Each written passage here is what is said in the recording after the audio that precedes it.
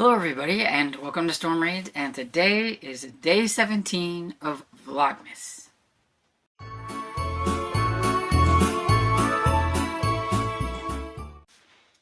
So, day 17, Vlogmas, and I also have a little review of Snowed In for Christmas by Sarah Morgan. So, let's see what this one is. It's another small one. I like that. I was purposeful with my, shopping my own shelves.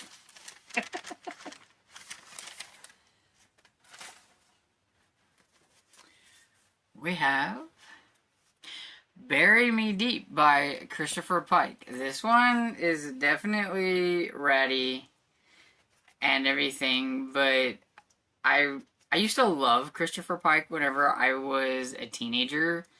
It was just one of my favorite types of horror books to read.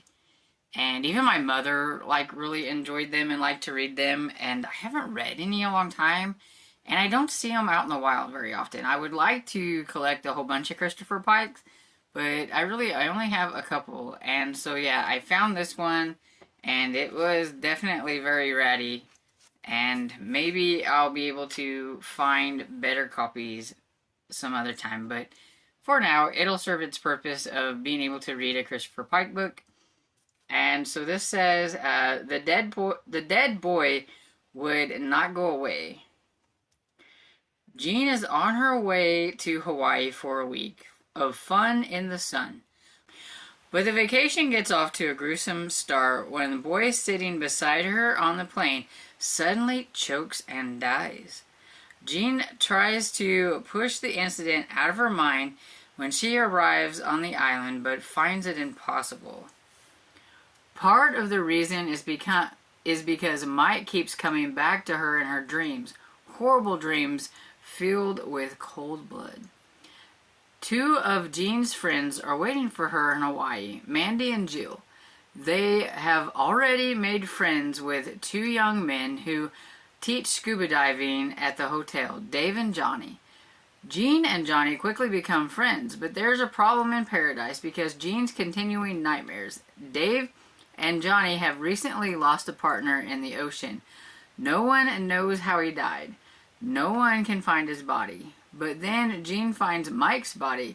It isn't where it's supposed to be, and it seems as if he's still got some life in it.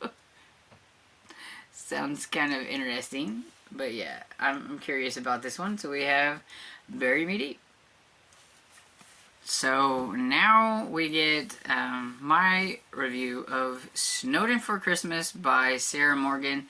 This is my first time ever reading Sarah Morgan, so I had no clue where to start. Sarah from The Bookish Knitter and Fiona from Reads and Eats was doing a read-along of Sarah Morgan, and it was kind of like more of a bring your own Sarah Morgan book.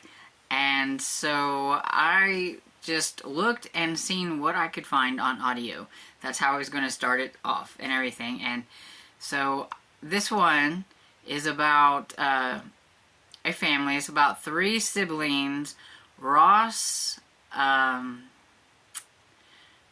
Ross, is it Angie? No, I can't remember their names. Oh, Alice. Ross, Alice, and Clemmy. Each one of them has their own kind of secrets that they don't want nobody to know about and everything, but they're coming home for Christmas, and they kind of make pacts with each other, you don't tell on me, I don't tell on you. We can survive the Christmas holidays together and everything. We can survive our family. Their family, especially their mother and their grandmother, are a little outspoken and a little nosy and a little, wanting to know things. And well, the mother, you get the points of views of all of them, and the mother, she's not going to say anything this time. Alice is bringing a boyfriend with her, and she's not going to ask questions. She's not going to ask her how things are going. She's just going to get through because she is afraid that she kind of said too much last time, and she doesn't want to run her daughter off or come off as too nosy and things. Grandmother, on the other hand, doesn't have a problem with asking the questions that they are not wanting to be asked. the whole plan with the adults, like, they're not going to ask their children any, like, you know, what their plans are, what do they have, anything, you know, everybody's just going to survive the holiday. Well, the one thing, there's this kind of a wrench gets thrown in, because you got Lucy, who she's alone for Christmas, and she's preparing to be alone. Her grandmother had recently passed away, who had raised her, and she is part of a company, and the company has been losing some work, and she knows that if she could just talk to Ross and everything, that she could give him her proposal for, like, Christmas and everything will go well. She's gonna be in Scotland anyway, so why not just drop it off at his house and all that stuff. So she goes to the house there. Well, an incident happened, and Ross and his siblings were making kind of lighthearted things of how he will pretend to have a girlfriend, and maybe that would take some heat off of the other ones. And he sees a cover photo of a lady, and her name is Lucy, and so he makes his made-up girlfriend is Lucy. You see where this is going. And never thinking, you know, that this would happen in a million years. But then when some things were happening between the two sisters and the grandmother and all that stuff, Clemmy just kind of blurts out that Ross has a girlfriend, and her name is Lucy. Okay, so then a knock comes on the door, and lo and behold, there is this young lady there whose name is Lucy, and they think, oh, this is Ross's girlfriend. She's come to spend Christmas and everything. So they invite her in. Lucy has no clue what's going on. She gets invited in, and when the two sisters realize what's going on, it's like, oh my goodness. And Ross hasn't even showed up yet. And then when Ross gets there, there's this whole debacle about poor Lucy and the mistaken identity and everything. And she ends up, though, it starts to snow really hard. She's like, I've got to get out of here. I was never meaning to come in. I was just going to drop this off and everything. But she ends up hurting herself, and so, of course, and getting snowed in, so she has to stay there with this family, and she's never had, like, this big family dynamic thing before. It's always just been her and her grandmother, and so it was really fun for her to, like, be there with, like, the family and all that kind of stuff. And it was interesting, you know, seeing how each sibling is going to be dealing with their problems. Of course, it's Alice and her boyfriend.